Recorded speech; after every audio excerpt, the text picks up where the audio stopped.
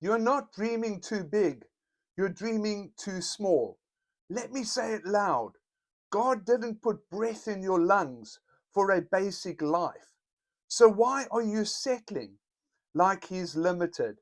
Ephesians 3 verse 20 says, God is able to do immeasurably more than all we ask or imagine.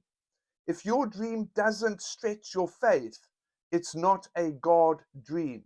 If it doesn't scare your comfort zone, it's not big enough. You're not too young. You're not too broken. You're not too late. If God gave you the vision, He'll give you the fire to walk it out. Follow if you're done shrinking your calling. Drop dreaming bigger in the comments if you know God's not done with you. You weren't made to play small. You were made to shake the atmosphere. God bless you.